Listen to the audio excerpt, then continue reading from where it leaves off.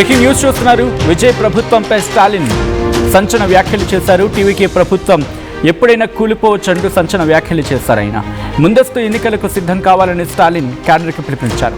ముందస్తు ఎన్నికల్లో డీఎంకే ఖచ్చితంగా విజయం సాధిస్తుందంటూ ధైర్యాన్ని నమ్మకాన్ని వెలుబుచ్చారు స్టాలిన్. డీఎంకే నేతల సమావేశంలో స్టాలిన్ సంచలన వ్యాఖ్యలు చేశారు. డీఎంకే ఓటమికి గల కారణాలను విశ్లేషించి ప్రజల అభిప్రాయాన్ని సేకరించేందుకు 36 మంది సభ్యులతో కమిటీ సిద్ధంగా ఉంది అంటూ కూడా చెప్పుకొచ్చారు. ఇంట్రెస్టింగ్ డెవలప్మెంట్ ఏంటంటే డీఎంకే ఆ మాట అనడానికి కారణం ఒక్కసారి ఇక్కడ కాస్త అనలైజ్ చేసే ప్రయత్నం చేస్తే, ఎందుకంటే ఇక్కడ ఒక నిగూఢమైన వ్యాఖ్యలు అంటూ ఉంటాం కదా, లేకపోతే అంతర్లీనంగా.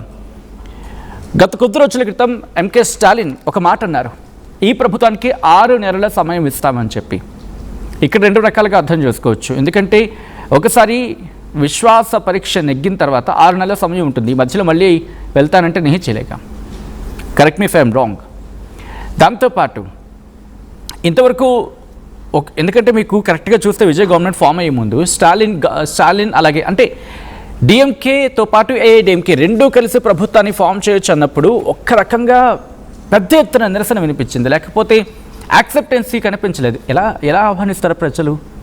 ఇన్నాళ్ళు డిఎంకే లేకపోతే ఏఐడిఎంకే, ఇటు వీళ్ళిద్దరితో విసిగిపోయి కదా టీవీకేకి మద్దతు ఇచ్చింది, లేక టీవీకేకి వైపు మళ్ళింది. అఫ్కోర్స్ పూర్తిస్థాయి మెజారిటీ ఇవ్వకపోయి ఉండొచ్చు. అయితే ఈ 107 అంటే 108 అయినప్పటికీ విజయ్ ఒక స్థానంలో రిజైన్ చేయాలి కాబట్టి తిరుచికి 107. అయితే ఇక్కడ ఇంకొక మాట ఉంది, మీరు గమనిస్తే తిరుచి సీట్ నుంచి డిఎంకే తరపున ఎంకే స్టాలిన్ పోటీ చేయొచ్చు అనేది గట్టిగా వినిపిస్తున్నమాట. ఎందుకంటే అక్కడ బై ఎలక్షన్ కన్ఫామ్గా రావాలి, వస్తుంది కూడా. ఈ 6 నెలల్లో ఎప్పుడైనా రావచ్చు. కాబట్టి ఎంకే స్టాలిన్ అక్కడ గెలిచారనుకుందాం, ఆయన అసెంబ్లీలో ప్రతిపక్ష నేత అవుతారు. అయిన తర్వాత విజయ్ మీద ఇంకా ఇంపాక్ట్ పడుతుంది. ఉదయనిధి స్టాలిన్ ప్రస్తుతం డిఎంకే నుంచి ప్రతిపక్ష నేతగా ఉన్నారు. లీడర్ ఆఫ్ ద అపోజిషన్కి సంబంధించి మాట్లాడుకున్న సందర్భంలో వేరే పరిస్థితి ఉంటే డిఎంకే పార్టీకి సంబంధించి శాసనసభ పక్ష నేతగా ఎల్ఓపి అంటారు కదా, సో శాసనసభ పక్ష నేతగా డిఎంకే నుంచి ఉదయనిధి స్టాలిన్ ఉన్నారు. సో తిరుచి నుంచి స్టాలిన్ గెలిచారనుకోండి, ఇంకా వాళ్ళలో ఇంకా బూస్టప్ ఇస్తుంది. ఇంకా బూస్టింగ్ ఇచ్చిన తర్వాత అప్పుడు ఇంకొక అడుగు ముందు పడే అవకాశం ఉంటుంది. ఎందుకంటే రిమెంబర్ వీళ్ళు ఇక్కడ నిల్చుండిపోయింది కేవలం 47 మాత్రమే. 47 చోట్ల ఐ జస్ట్ టెల్ యూ ఎంత, ఎందుకంటే వాళ్ళు 47 దగ్గర మాత్రమే ఆగిపోయారు. ఒకవేళ గెలిచారనుకుందాం 48 అవుతుంది. అండ్ అక్కడి నుంచి కమ్యూనిస్టులు ఇంకా వాళ్ళతోనే ఉన్నారు. ఎందుకంటే TVK 108, DMK 59, AIADMK 47. So 59, sorry I'm correcting my self, 59 స్థానాలు వాళ్ళు గెలిచున్నారు. 59 స్థానాల్లో విజయం సాధించి ఉంది డిఎంకే. కాబట్టి ఒకవేళ టీవీకే 107కి పడిపోయిన తర్వాత తిరుచి కూడా ఇటు డిఎంకే గెలుచుకుంది అనుకుందాం, ఏముంది? PMK, IUML, CPI, CPM, INC ఇవి ఎందుకంటే షిఫ్ట్ కాకూడదు? రాజకీయాల శాశ్వత శత్రువులు శాశ్వత మిత్రులు ఉండరు. రిమెంబర్ ఇదే డిఎంకే పార్టీకి సంబంధించి 59-60 స్థానాలు సంపాదించింది అనుకుందాం. అక్కడ మ్యాజిక్ ఫిగర్ ఎంత? తమిళనాడుకి దాదాపుగా 224 స్థానాలు. కాబట్టి 224 స్థానాల్లో మొత్తం కుప్పకూలిపోతుంది. అప్పుడు ప్రభుత్వం అవకాశం ఉంటుంది. ఎందుకంటే 108 స్థానాలు మాత్రమే ఇక్కడ విజయ్ సాధించుకున్నాడు.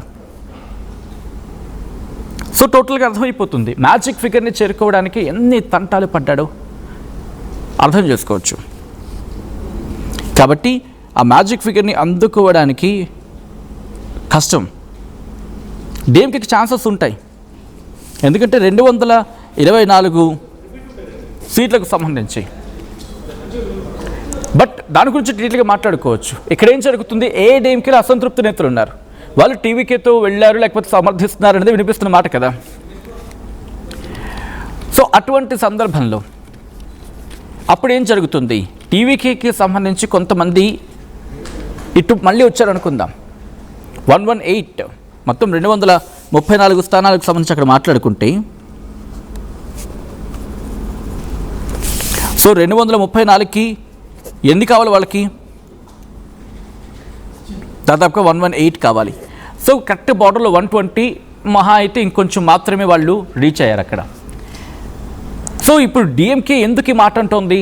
6 నెలల సమయం ఇచ్చిన సందర్భం ఉంది. దాంతోపాటు ఇంకొన్ని అంశాలు కూడా.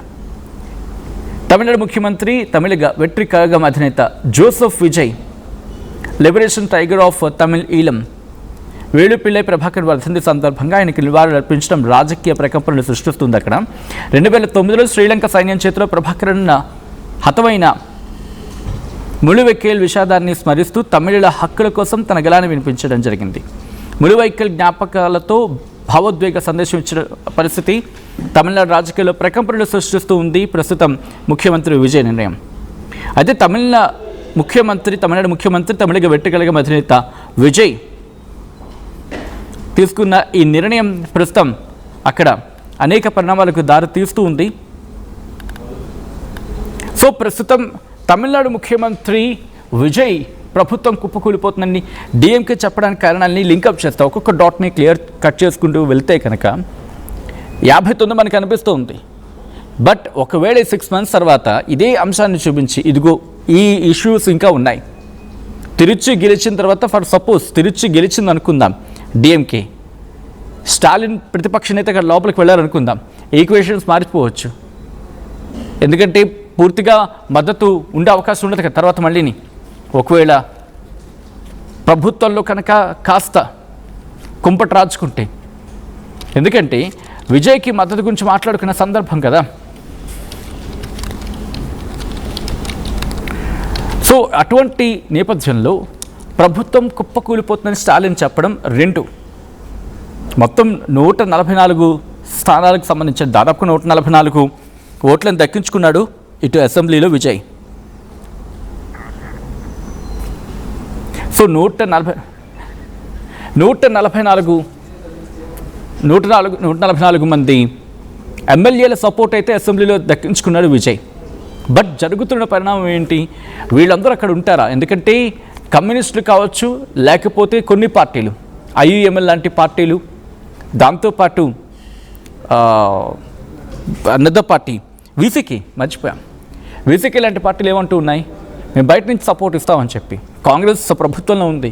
సో బయట నుంచి సపోర్ట్ అర్థం ఏంటి, ఇటు డిఎంకేతో మేము విడిచిపెట్టాం, డిఎంకేతో మేము కంటిన్యూ అవుతాం, బట్ మా సపోర్ట్ ఉంటుందని చెప్పి. అండ్ అలాగే డిఎంకేలో ఉన్న అసంతృప్తి ఎమ్మెల్యేలు ఇటు డిఎంకేతో జత కడతారా? Who knows. ఎందుకంటే మంత్రి పదవి ఇస్తామంటే ఒకవేళ వచ్చారనుకోండి, సో 59 నుంచి ఎంత 118 నుంచి 59 చూడండి, దాదాపుగా ఎంత వస్తుంది మనకి. ఈజీగా పోనీ 60 అనుకుందాం, అక్కడ 60 పోనీ ఇంకొక 60 వస్తే సరిపోతుంది, వాళ్ళకి ఈజీగా క్రాస్ అయిపోతారు కదా. 119కి వచ్చేస్తారు, 60 వస్తే చాలు వాళ్ళకి. లేకపోతే ఇంకొక 59 అనుకున్నా సరిపోతుంది. అవును, 59. సో అటు ఏడీఎంకే నుంచి వచ్చినా వీళ్ళు వచ్చినా, బట్ ఆయన చెప్పడం వెనకాల కీలక పరిణామం. అప్పుడు డిఎంకే ఏడీఎంకే కలిసి ముందుకు వెళ్తాయని చెప్పి స్టాలిన్ చేసిన వ్యాఖ్యలు చాలా ఆసక్తికరంగా మారుతూ ఉన్నాయి. బట్ అది ఎప్పుడు జరగచ్చు, ప్రభుత్వం కుప్పకూలిపోతుందని చెప్పి స్టాలిన్ చెప్పచ్చుగాక, బట్ దాని వెనకాల ఉన్న కారణాలు ఏంటనేది ఇప్పుడు విశ్లేషించుకోవాల్సిన అంశం. ది వెరీ ఫస్ట్ రీజన్ కూలిపోవచ్చు అనడానికి డిఎంకేతో సపోర్ట్ల అలయన్స్లో ఉన్న పార్టీలే టీవీకి ఈరోజు మద్దతు ఇస్తూ ఉన్నాయి. అండ్ దాంతోపాటు రెండో రీజన్ తిరుచికి సంబంధించి ఎలాగా పోటీలోకి దిగాల్సిందే మళ్ళీ. సో ఎంకే స్టాలిన్ అక్కడ బరిలోకి దిగొచ్చు అనేది వినిపించమాట. ఒకవేళ అక్కడ కనుక తిరుచిలో డిఎంకే కైవసం చేసుకుంటే సీట్ని ఎంకే స్టాలిన్ అంటే మళ్ళీ శాసనసభ పక్ష నేతగా తమిళనాడులో ఆయన కూర్చుంటారు. అంటే వాళ్ళ సంఖ్య 60కి చేరుకుంటుంది. 60 ప్లస్ ఏఐడిఎంకేలో ఆల్రెడీ ఇప్పుడు ఒక చీలికి వచ్చింది అనుకుంటున్నాం కదా, దాదాపుగా ఒక 25 మంది అటు వెళ్ళిపోయారు అనుకుందాం. 25 అయిపోయినా పోనీ 25 కాకపోయినా పోనీ అట్లీస్ట్ 30 అనుకుందాం. లీస్ట్ కండిషన్స్లో ఇంకా 17 మంది ఉంటారు. సో ఇక్కడికి 77 చేరుకుంటుంది. PMK, IUML, CPI, CPM, INC, BJP పక్కన పెడితే వీసీకి అంటే 5 + 2 7, 7 + 4 11, 11 + 6 17. సో ఇక్కడ చూడొచ్చు 94, 118 నుంచి 94 తీస్తాం అనుకోండి, ఇంకా 24 మంది మాత్రమే కావాల్సి ఉంటుంది ప్రభుత్వాన్ని ఫామ్ చేయడానికి. సో ఈ 24 మంది టీవీకేలో చాలామంది కొత్త వాళ్ళు ఉన్నారు. ఈ గ్యాప్లో ఎవరైనా అసంతృప్తి ఉన్నారనుకోండి, డిఎంకేకి రాజకీయ చతురత కనిపిస్తూ ఉంటుంది. అండ్ కాంగ్రెస్ దాంట్లోనే ఉంది. కాంగ్రెస్ని మనం కలుపుకున్నప్పటికీ కూడా కాంగ్రెస్ కూడా వచ్చింది అనుకుందాం, నీకు 24 మంది కావాల్సి ఉంటుంది. మీకు మంత్రి పదవులు ఆఫర్లు ఇస్తాం, లేకపోతే ఎవరైనా ఆశావాహులు ఉంటారు, అలాంటి వాళ్ళకి అక్కడ దక్కట్లేదు, అసంతృప్తులను గుర్తించి వాళ్ళని లాగేసుకుంది అనుకోండి. ఎందుకంటే పాలిటిక్స్, మహారాష్ట్ర పాలిటిక్స్ చూసాం కదా మనం. అవి చూసిన తర్వాత ఇంకా వేరే ఎక్కడ ఎపిసోడ్ కనిపించిన బెస్ట్